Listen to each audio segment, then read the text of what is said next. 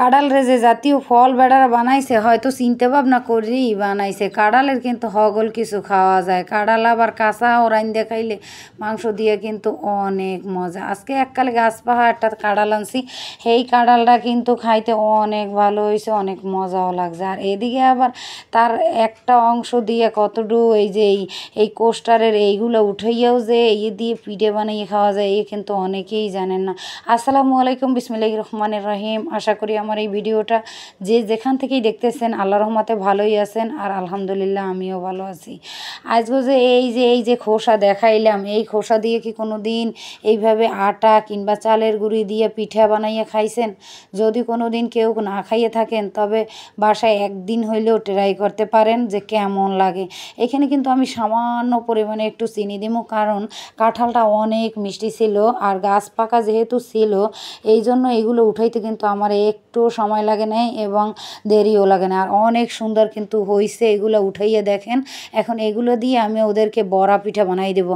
আর মাঝে মধ্যে অনেক পাকা কাঁঠাল হইলে হয় কি, চাইলে যদি তার ওই যে পিউরিটা রাখা যায় ওইটা দিয়েও কিন্তু বড়া পিঠা বানাইলে অনেক সুন্দর হয়।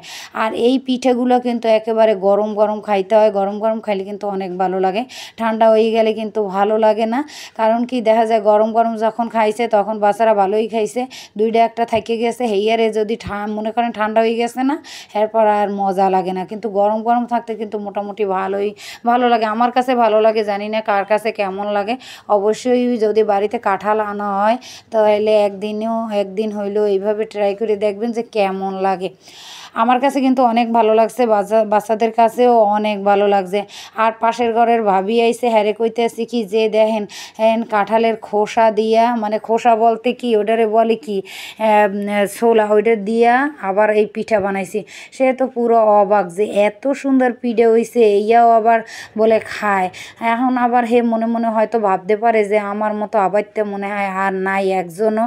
যাই হোক, এত কিছু হে ভাবুক আর না ভাবুক আমার কিছুই যায় আসে না, কিন্তু ভালো লাগছে, বাচ্চারা খাইছে, এইটাই অনেক কিছু।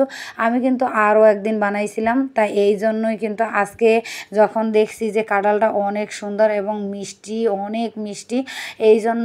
আর যেহেতু গাছ পাকা নরম নরম তাড়াতাড়ি উঠানো গেছে। আর একটু সামান্য পরিমাণে আমি কিন্তু এখানে চালের গুঁড়ি দিছি সামান্য পরিমাণে, আর অল্প একটু আটা দিছি। আপনারা যদি কেউ চান চালের গুঁড়ি না থাকলে আটা দিয়ে বানাইবেন, আর আটা না থাকলে চালের গুঁড়ি দিয়ে বানাইবেন, অনেক ভালো লাগে। একদিন অবশ্যই ট্রাই করে দেখবেন।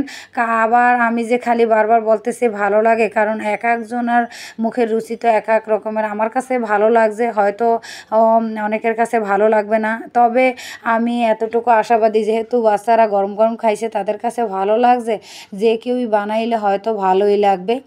আর এইখানে কিন্তু আমি খুব সুন্দর করে আরও 2 খোলা ভাজে নিছি, আর এই খোলাটাই একেবারে লাস্ট। আর এদিকে বাচ্চারা কিন্তু গরম গরম খাইতেছে, তারা কিন্তু অনেক মজাই পাইতেছে। আর সামান্য পরিমাণে অল্প একটু চিনি দিছিলাম, কারণ কাঁঠালটা এত পরিমাণে মিষ্টি ছিল এই জন্য বেশি একটা চিনি দিতে হয় না। দেখেন কেমন সুন্দর হয়েছে, দেখতেও কত ভালো লাগতেছে। আর এমনি আমরা যে বড়া পিঠা বানাই সেম কিন্তু এরকমেরই হয়েছে, একেবারে